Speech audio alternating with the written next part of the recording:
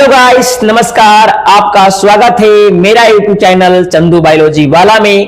तो कैसे हैं? आशा करते हैं कि आप लोग अच्छे होंगे और अपने एग्जाम की तैयारी में लगे होंगे, क्योंकि 2026 की एग्जाम की टाइमिंग बहुत ही कम बच चुकी है और जितना भी टाइमिंग होगा अपने टाइमिंग को स्टडी में बिता रहे होंगे।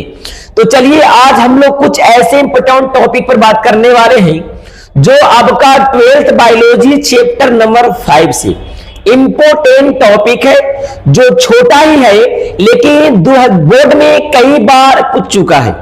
तो उसी टॉपिक को आज पर हम लोग बात करने वाले हैं।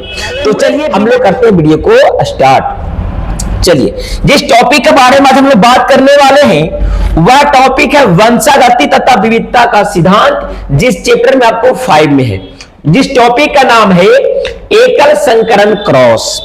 एकल संकर क्रॉस जो है आपका मेंडल का यह प्रथम प्रयोग है।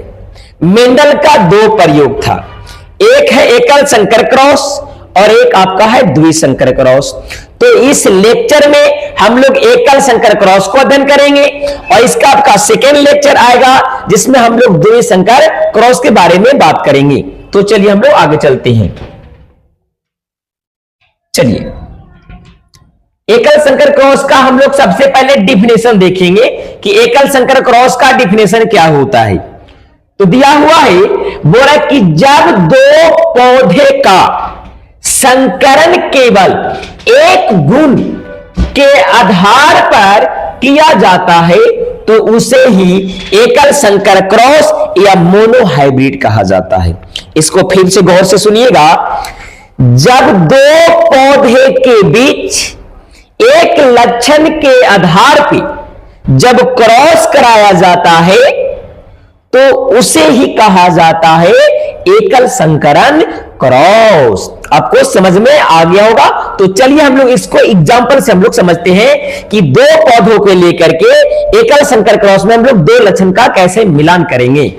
चलिए, उदाहरण पे दिया हुआ है, बोला कि उदाहरण के लिए मेंडल ने मटर के पौधे में लंबे और बौने पौधे का संकरण कराया था। अब यहां पर देखिएगा, पौधा कैग है, पौधा कितने हैं? पौधा 2 है पर लक्षण 1 है। पौधा 2 है पर लक्षण 1 है। पौधा 2 कौन कौन है? एक आपका पौधा है लंबा और एक आपका पौधा है बौना।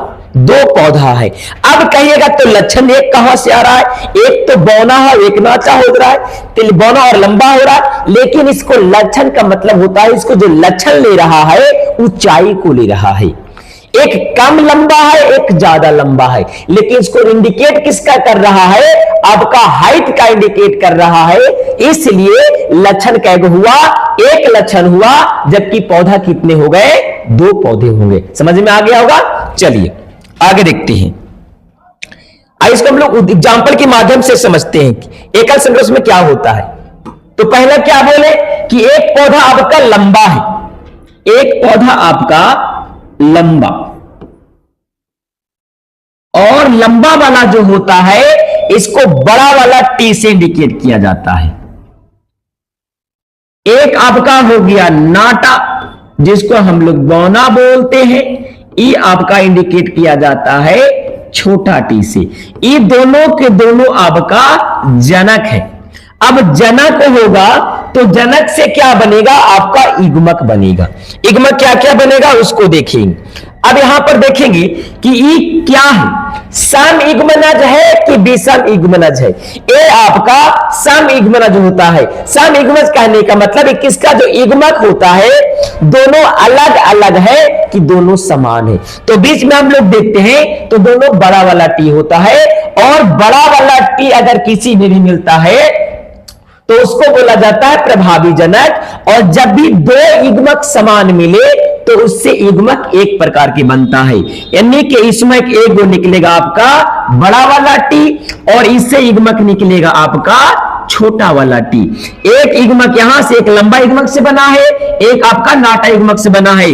जब दोनों को मिला देंगे तो एक आपका बड़ा टी मिलेगा और एक आपका छोटा टी मिलेगा। एक अब का संतति उत्पन्न हुआ है और इस संतति को बोला जाता है F1 पीढ़ी। और F1 पीढ़ी जो आपका उत्पन्न हुआ है ये आपका कैसा है, लंबा है। अब कहिएगा कि लंबा कैसे हुआ, इसमें नाटा वाला भी गुण है और लंबा वाला भी गुण होता है। तो इसमें जो आपका बड़ा वाला टी होता है इसको बोलते हैं प्रभावी, और जो छोटा वाला होता है उसको बोलते हैं अप्रभावी। यानी कि अप्रभावी जो हो गया अपना लक्षण को नहीं दिखाता है और आपका प्रभावी जो होता है वह अपना लक्षण को प्रकट करता है। चलिए ये आपका हो गया F1 पीढ़ी। अब इसको F2 पीढ़ी भी निकाला जाता है। F2 पीढ़ी निकालने के लिए आपको F1 से F1 में क्रॉस कराया जाता है। उसी को आपको नर भी मानना होगा और उसी को आपको मादा भी मानना होगा। यानी कि जो आपका F1 पीढ़ी आया है एक बड़का टी और एक छोटका टी, इसी को आपको नर मानना है और इसी को आपको मादा मानना है। तो आइए हम लोग इसको इधर समझते हैं। तो इसी के बाद नर मानते हैं तो इससे नर बनेगा, तो इससे युग्मक कितने प्रकार के बनेंगे, इसमें युग्मक कितने प्रकार के बनेंगे, तो इसमें दो प्रकार के युग्मक बनेगा। एक आपका बड़ा टी बनेगा और एक आपका छोटा टी बनेगा। और इसको निकालने के लिए एक पुनित चाकर बोर्ड का हम लोग प्रयोग करेंगे।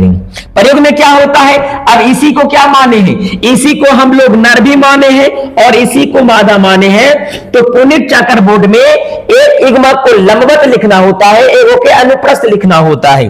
तो देखिएगा इस तरीका से हम लोग लिखेंगे, एक बड़ा टी एक छोटा टी, ये आपका लंबवत हो गया, और एक हम लोग अनुप्रस्थ लिखेंगे, एक बड़ा टी एक छोटा टी, इस तरीका से। इसी को पुनित चाकर बोर्ड बोला जाता है। अब इसमें क्या करना है, एक आपका लंबवत तैयार करना है, एक आपका अनुप्रस्थ तैयार करना है। अब इसको देखें कि लंबवत और अनुप्रस्थ में क्या क्या होता है। चलिए यहां पर आपका छोटा टी हो गया। चलिए अब इसको मिलाएंगे, एक बड़ा वाला टी और एक छोटा वाला टी को मिलाएंगे, तो इसको हम लोग नर मान देते हैं और इसको हम लोग मादा मान देते हैं, नर और मादा। तो जब नर युग्मक और मादा युग्मक की मिलाएंगे तो युग्मज का निर्माण करेगा। तो एक नर युग्मक कौन वाला है, आपका बड़ा टी, तो बड़ा टी ले लेंगे, और मादा युग्मक क्या है, ये भी आपका बड़ा हो गया। फिर यहां पर लेंगे नर युग्मक बड़ा है और मादा युग्मक छोटा है। आगे देखेंगे ये आपका यहां पर क्या हो गया, नर युग्मक बड़ा है और मादा युग्मक छोटा है, इसमें आपका दोनों छोटा हो गया। तो ये आपका कैसा हुआ, लंबा। ये भी कैसा हुआ, लंबा। ये भी कैसा है आपका, लंबा। और ये आपका हो गया नाटा। अब यहां पे लंबा कितने निकले हैं और नाटा कितने निकले हैं, इसको हम लोग रेशियो के माध्यम से निकालेंगे, जिसको जीनोटाइप और फिनोटाइप के नाम से जाना जाता है। तो उसको माध्यम से भी हम लोग देखते हैं। तो इसमें देखिएगा, इसमें पहले हम लोग फिनोटाइप निकालेंगे। फिनोटाइप का मतलब क्या होता है, किसी भी सजीवों का अगर उसको बाहरी लक्षण को अध्ययन किया जाता है तो उसको फिनोटाइप के नाम से जानते हैं। तो हम लोग उसको पहले देखेंगे फिनोटाइप।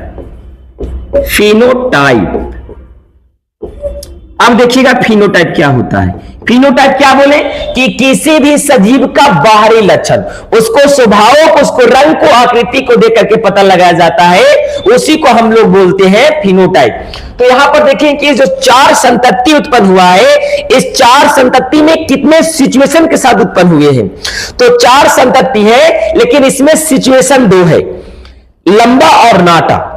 अब लंबा देखिए, ये भी लंबा और ये भी लंबा, लेकिन ये जो आपका लंबा है ये आपका शुद्ध लंबा है। शुद्ध लंबा क्यों है, क्योंकि इसमें दोनों बड़काटी है, इसलिए इसको शुद्ध लंबा बोलते हैं। और ये आपका मिक्स वाला लंबा होता है, एक लंबा वाला भी एक नाटा वाला भी होता है, तो इसको अशुद्ध लंबा बोलते हैं। तो ये भी लंबा, ये भी लंबा, ये भी लंबा। तो लंबा लंबा कै गो हो गया आपका, टोटल 3 गो हो गया, इसलिए हम लोग इसको लिखते हैं 3। और नाटा कै गो है, 1 गो, इसलिए हो गया आपका 1। तो आपसे पूछेगा कि मेंडल के एकल संकर क्रॉस के F2 पीढ़ी का फिनोटाइप क्या होता है, तो इसका आंसर हो जाएगा आपका 3:1। अब हम लोग निकालेंगे जीनोटाइप। इसका जीनोटाइप क्या होता है, हम उसको जीनोटाइप देखेंगे।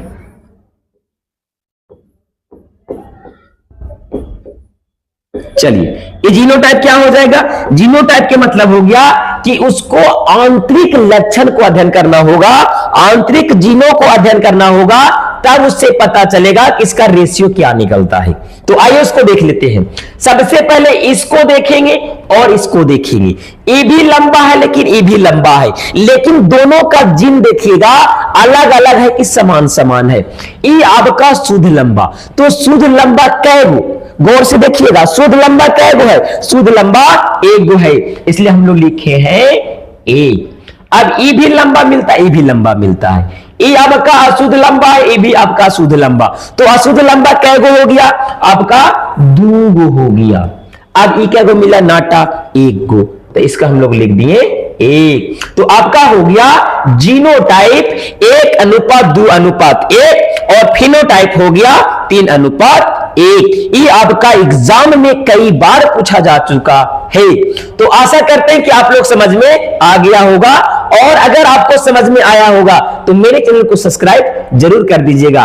तब मैं इसी तरीका से मैं सेकंड लेक्चर लाऊंगा, जो आपका उसमें हम लोग द्वैत संकर क्रॉस के बारे में बात करेंगे। तब तक के लिए जय हिंद, बाय बाय, टाटा, मिलते हैं नेक्स्ट वीडियो।